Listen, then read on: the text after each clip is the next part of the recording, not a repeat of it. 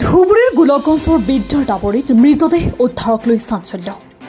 ধুবুৰী জিলাৰ গোলকগঞ্জৰ বিদ্যাৰ দাবৰীৰ তৃতীয় খণ্ড গাঁৱত আজি ৰাতিপুৱা পথৰ ওপৰত মৃতদেহ এটা উদ্ধাৰ কৰাক লৈ তীব্ৰ চাঞ্চল্যৰ সৃষ্টি হৈছে। আজি প্ৰাতঃ ভ্ৰমণত ওলোৱা ৰাইজে প্ৰত্যক্ষ কৰে মৃতদেহটো। পিছত ছাগলী আৰক্ষী তালাচী চকীত ৰাইজে খবৰ দিয়ে যদিও ৩ ঘণ্টাৰ পিছতহে উপস্থিত হয় ছাগলী আৰক্ষী। অৱশেষত ৰাইজে চিনাক্ত কৰে মৃতদেহটো চুটুগুমা তৃতীয় খণ্ডৰ ছাত্তাৰ আলীৰ পুত্ৰ মছিদুৰ আলী বুলি চিনাক্ত কৰা হৈছে।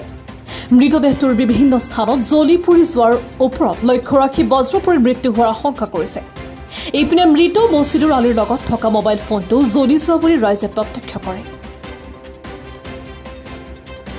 ঘটনাটো মানে আজি পুৱাতে হঠাৎ টোপনিৰ পৰা উঠি কেনে একদম পুৱাতে আৰু মানে আৰ্লি মৰ্ণিঙতে মানুহ উৰা উৰি কৰি আছে। হঠাৎ আমাৰ এইটো বিদ্যাৰ দাবৰী পাৰ্থিৰী হয়, লাউডাঙাৰ পাৰ বুলি কয়।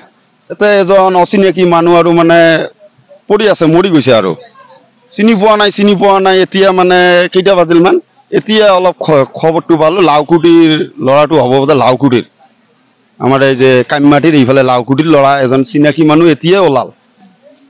মানে হঠাৎ আৰু মানে এইটো ৰাতি আৰু মানে এই যে বিজুলী আৰু হেৰি হয়, এই তাৰ কাৰণে এনেকুৱা হোৱা বুলি আমি এইটো চিনাক্ত কৰিব পাৰিলো।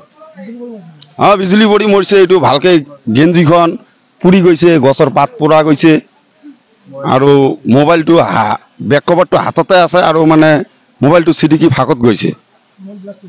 মোবাইলটো ব্লাষ্ট মানে কি এনে টেম্পাৰ গ্লাছটো ফাটা দেখা যাই আছে, কিন্তু কি হৈছে এইটোতো লাৰি চোৱা নাই কোনেও না। এইটো প্ৰশাসনৰ মানুহ অহা নাই। এতিয়া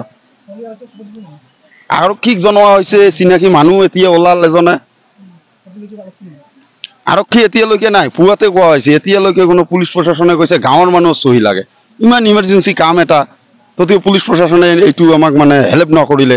গাঁৱৰ মানুহ সকলোৱে চহী কৰিব লাগিব, তাৰপিছত প্ৰশাসনে। নিউজ ডেস্ক ৰিপৰ্ট, নিয়মীয়া খবৰ।